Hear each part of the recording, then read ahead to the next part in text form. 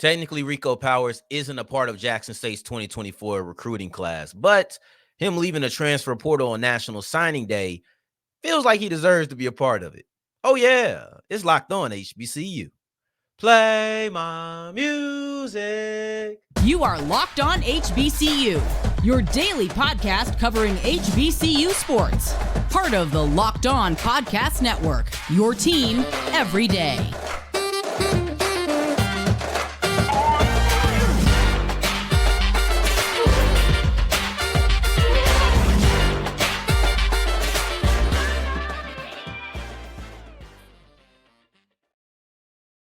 What's going on, family? Welcome back to another episode of the Locked On HBCU podcast, your number one daily one-stop shop for everything HBCU athletics, Monday through Friday, part of the Locked On Podcast Network, your team every day.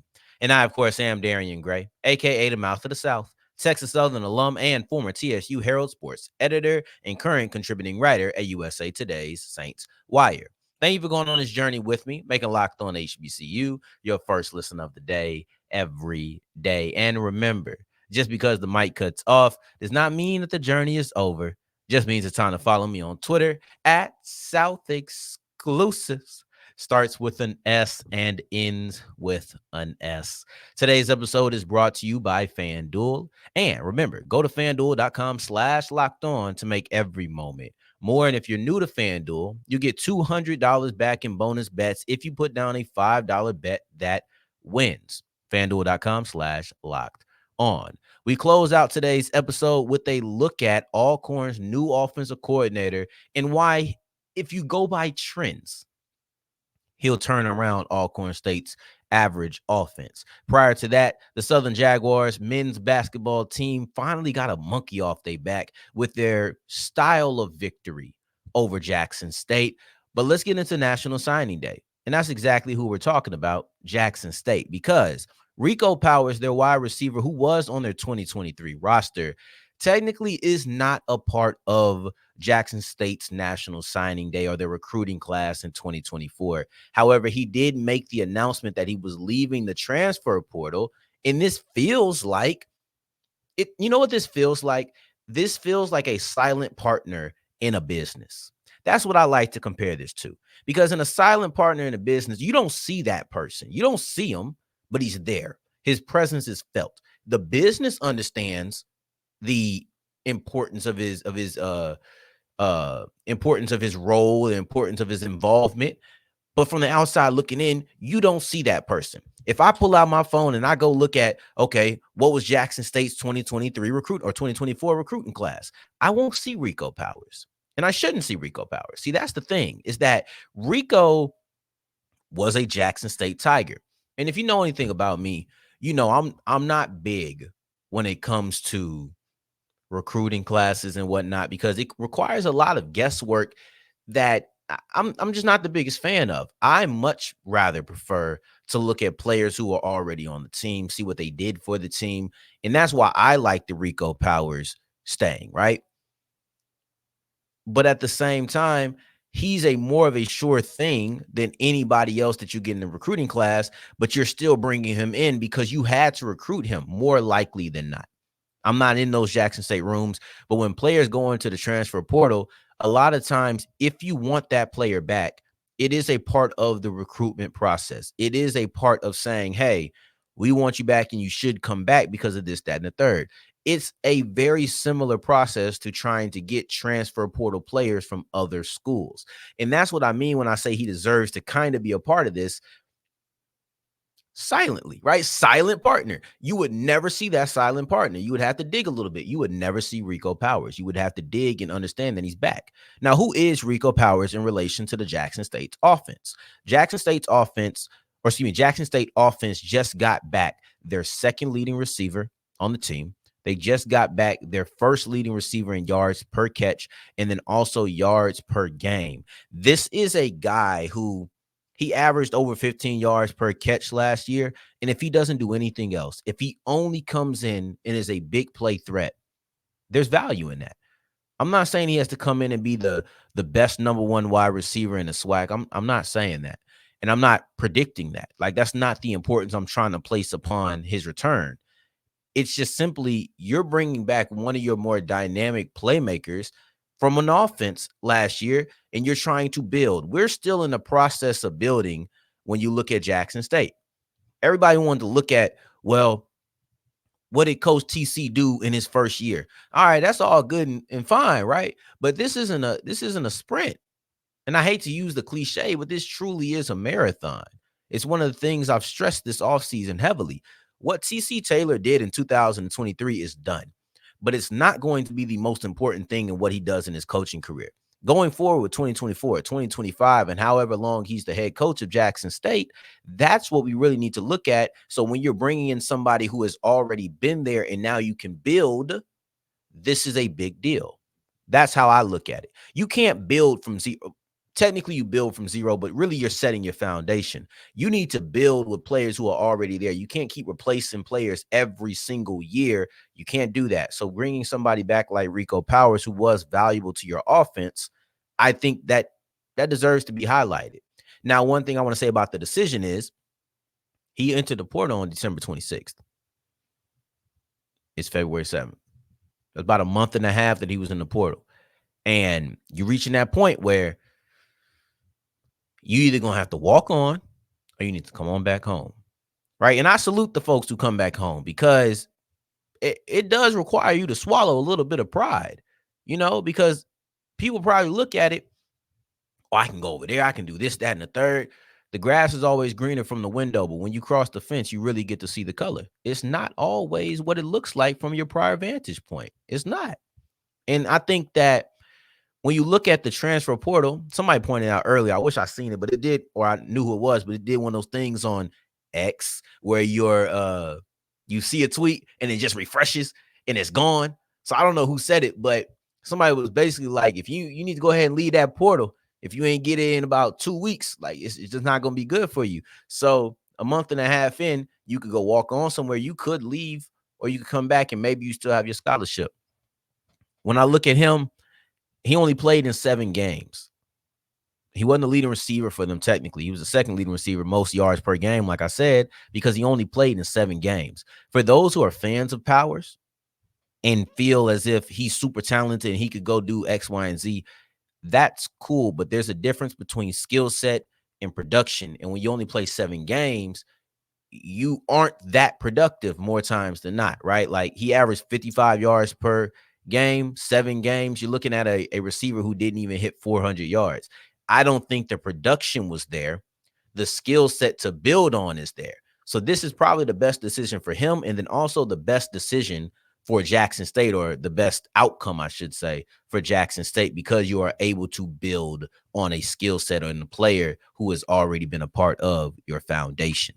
Now, as we push forward, we'll be switching sports when it comes to JSU, but this isn't really the main focus. It's more on Southern, because they finally got a monkey off their back, and they did it in a really close game against Jackson State. And I want to break down that monkey on their back as we continue with Locked On HBCU. As we continue rolling on today's episode of Locked On HBCU, today's episode is brought to you by FanDuel, and FanDuel.com is the official sports book of the Locked On Podcast Network. Now, as you sit down for the big game and maybe you want to make a little bit of extra cash while enjoying the best sporting event of the year, that is the Super Bowl. Now, tell me, Christian McCaffrey, George Kittle, Brandon Ayuk, you got Rashee Rice. People don't talk about him enough, so I'm going to bring him up. You got Rashee Rice, Travis Kelce, Patrick Mahomes, right? There's a lot of talent on this team. You look on the defensive side, it's there too. Fred Warner, Dre Greenlaw, Nick Bolton, L'Jarius Sneed, Chris Jones. There is star power all over this game. I mean, it's the Super Bowl. What did you expect? I've just given you about 10 names that you can put some money down and win something. Just go to FanDuel.com/locked on. And if you're new to FanDuel, if you put down a $5 bet and win, you got to win, you'll get $200 back in bonus bets. Go to FanDuel.com/locked on. Make every moment more.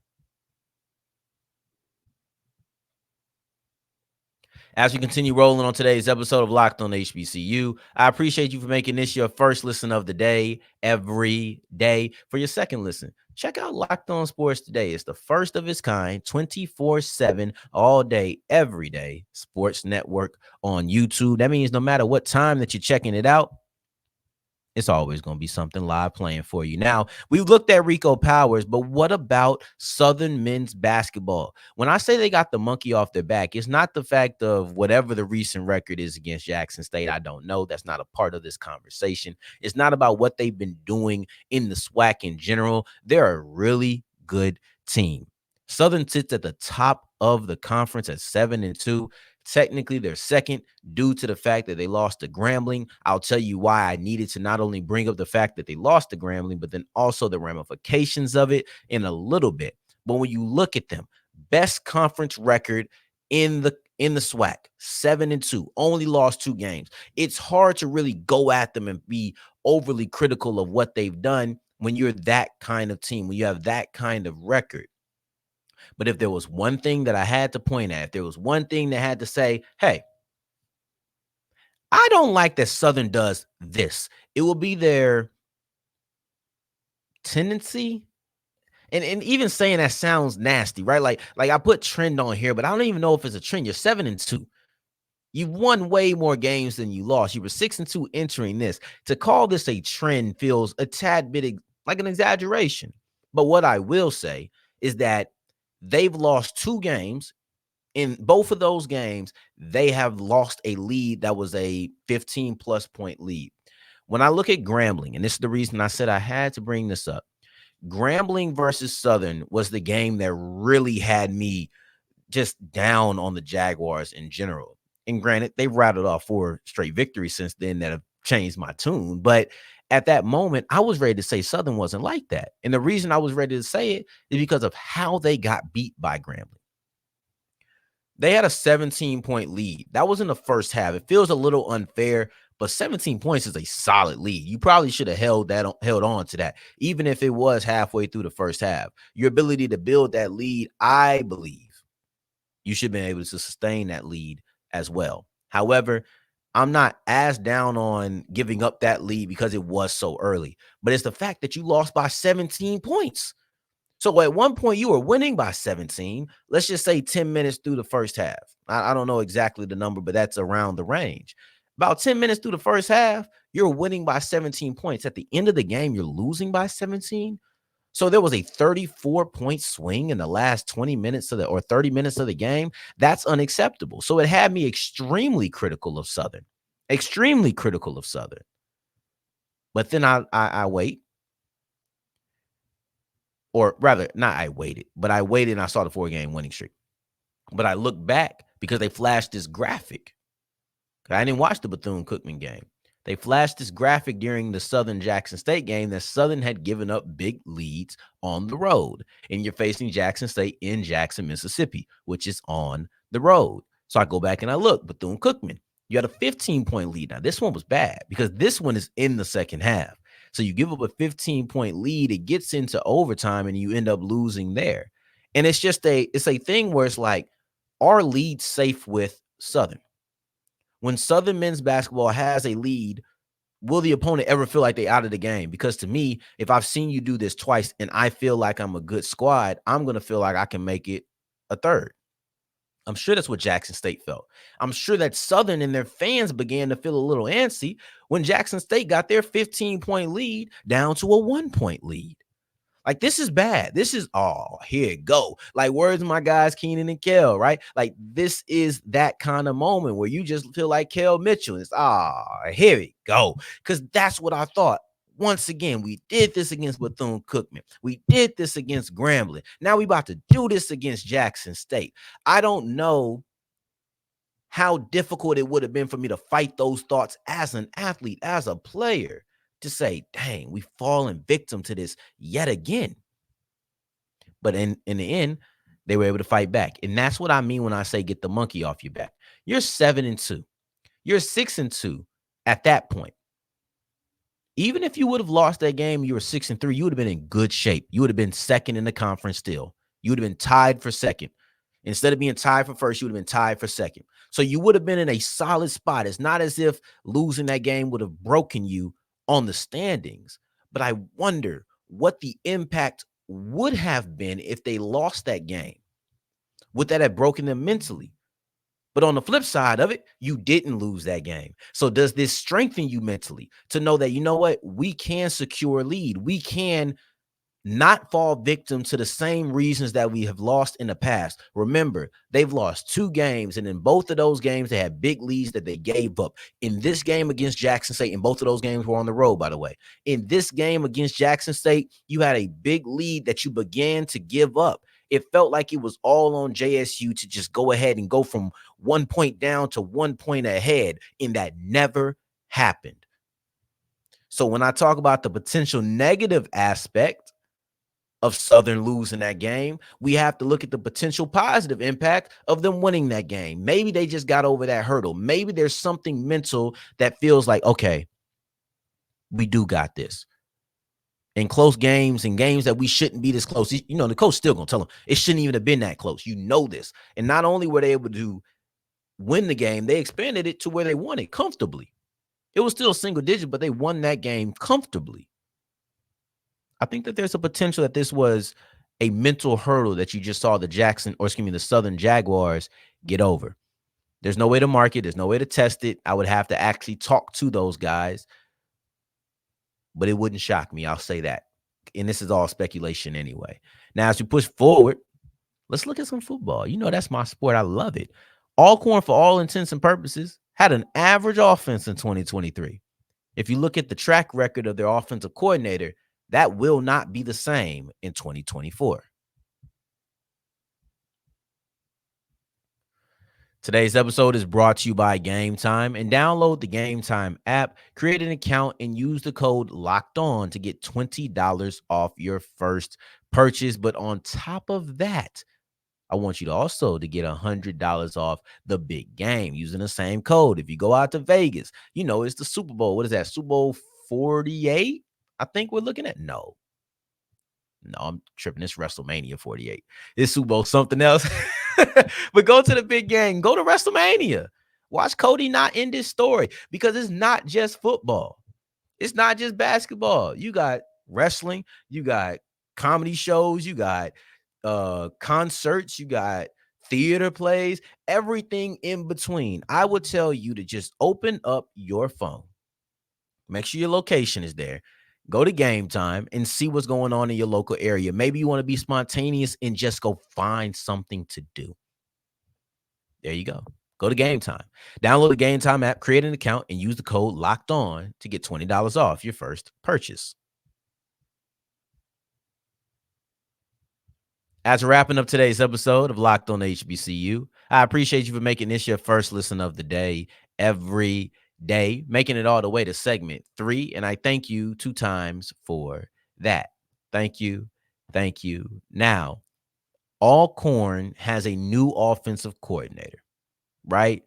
And I would tell you, if you go based off of the track record, and I'm simply basing this off of history, you're going to see a much better Alcorn offense. You're going to see a much better Alcorn offense, because when you look at what Jermaine Gales has done over his time as an OC, let's take out the fact that he was just a head coach. When you look at what he's done as an assistant coach, whether that's an offensive coordinator or as a wide receiver coach, and we will look at both of them, this man has had a history of turning around programs, or being a part of turning around programs, and then also just high-level success. It doesn't always have to be turning something around. You just need to be good at what you're doing. Let's look at Alcorn, because Alcorn, I wouldn't say good. I liked Aaron Allen. I liked Jarvian Howard. I like these players. But when you look at what they were able to put out there, mind you, there's 12 teams in the SWAC, 7th in scoring, 6th in total yards, 6th in rushing yards, 9th in rushing touchdowns, 6th in passing yards, 5 in passing touchdowns, or 5th in passing touchdowns. When you look at it, the only thing that's above average, and I use air quotes there, and I say it extremely lightly, above average is their passing touchdowns, and that's 5th. 6th is average. They're 5th. I wouldn't consider 7th below average. I consider that average. So really, if you're asking me, every single one of these rankings except for rushing touchdowns, not passing, but every single one of these rankings except for rushing touchdowns is average. And rushing is below average at 9th.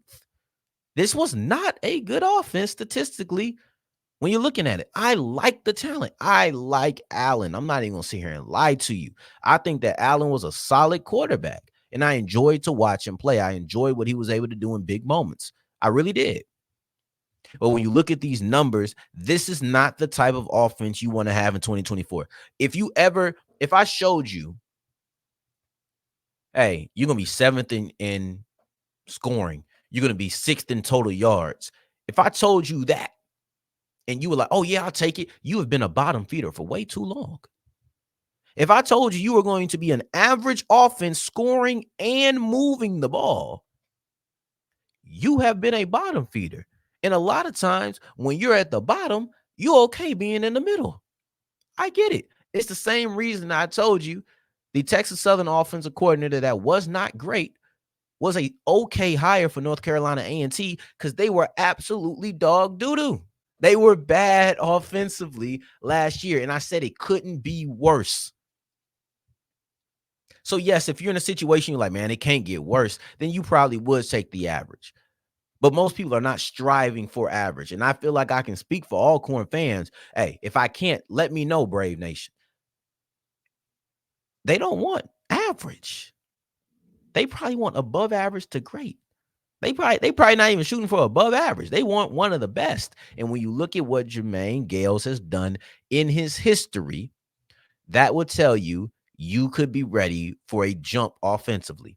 Let's look at what Gales has done. And listen, I don't want to say he's turned around a program, because to me, when you say he's turned around a program, you have to be the head coach for that. And this wasn't the case. He was an assistant. He was a part of turning around a program. I'm not going to hype it up just to hype up the hire. We're going to be completely honest. I'm going to give you all of the facts, and I'm going to let you do what you want to do with said facts, right? But he's been pretty good at his job, and being pretty good at his job has given him enough of the credit, or is giving him enough of the credit to say, yeah, he's been a part of the turnaround. So let's look at UAPB. He jumped that team up by 100 total yards in his first year, made them 3rd in the SWAC, right? Jumped them up by 100 yards. That's a huge jump. The next year, looking at a top 20 yardage wise ranked offense in the nation. That same year, you have a winning season for the first time since 2014. That was 2019, right? Like, I'm not giving him all the credit, but when you have the offensive strides that match up with the team's success, to not give him some of the credit, in my opinion, wouldn't be fair, and it'd be kind of disingenuous because you're just trying to downplay the hire. He did play a part in this. St. Augustine offensive coordinator, broke a record for points per game twice, won the Pioneer Bowl, first postseason win in school history. Like, when you look at it, I'm talking about successes following him. Bluefield offensive coordinator. He was now granted, they're different because they didn't have football for a long time, but he comes in as an offensive coordinator. They have a winning season. Success follows him. North Carolina Central. He wasn't their OC, but he was their wide receiver coach. And they had a receiver with the most catches per game in the conference. They had a team that nationally, once again, we're talking about nationally, top 20 ranked in yards per catch. You're looking at a Celebration Bowl that year, not the win. He was there for the birth. The first time they had made it. At that time, it was just A&T running things. Success follows him. UAPB, winning season for the first time in a little bit. Jumps that offensive yards, total yards per game by 100 yards per game. St. Augustine breaks the record for points per game. They win a postseason game for the first time in school history. Bluefield as their offensive coordinator. Granted, I once again give the asterisk that it is a little bit of a caveat of they haven't had football in a long time, but you come in first year, 4-3, winning record. North Carolina Central, wide receiver coach, a receiver who produces at a high level, a receiving core that produces at a high level that gets them ranked nationally, and you're a part of a Celebration Bowl berth. Success follows him from a unit standpoint, from a team standpoint, from a side of the ball standpoint. So when I look at Alcorn, that has had a very average offense statistically, 7th in scoring, 6th in total yards, same rankings in passing yards. This is an average offense, and history tells me, well, I want to look at UAPB, Bluefield State, St. Augustine, North Carolina Central, wherever I want to look, it would tell me that Jermaine Gales has the skill set to quickly improve that offense.